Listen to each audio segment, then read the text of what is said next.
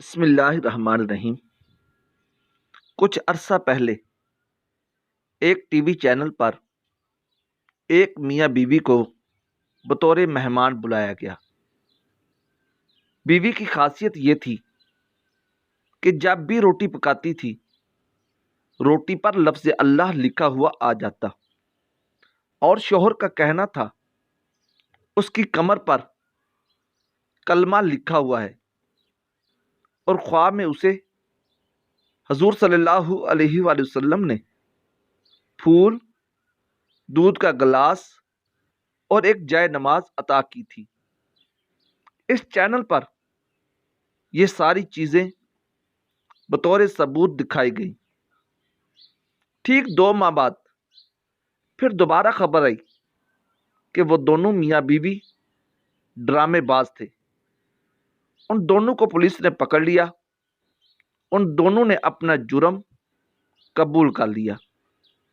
وہ عورت روٹی پکاتے وقت کچی روٹی پر اپنے ہاتھ کی 5 انگلیاں زور سے مارا کرتی، جس کی وجہ سے روٹی کا وہ حصہ دب جاتا، اور پکنے کے بعد جب روٹی کو سیدھا کیا جاتا تو چھوٹی انگلی سے انگوٹھے تک جو نشان بنتا ہے، کیونکہ وہ اللہ سے مشابہ ہوتا ہے، لہذا لوگ حیران رہ جاتے۔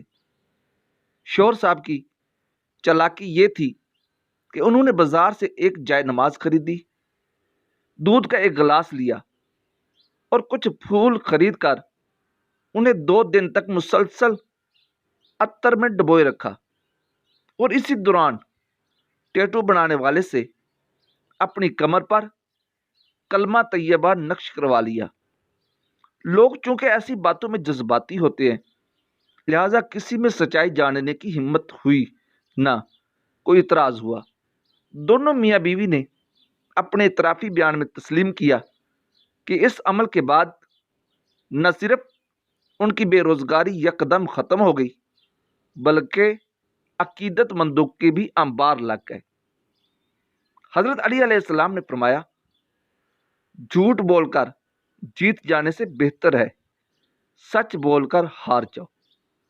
کسی نے کیا خوب کہا ہے، جھوٹ کا بھی ایک ذائقہ ہوتا ہے، خود بولو تو میٹھا لگتا ہے، دوسرا بولے تو کڑوا لگتا ہے۔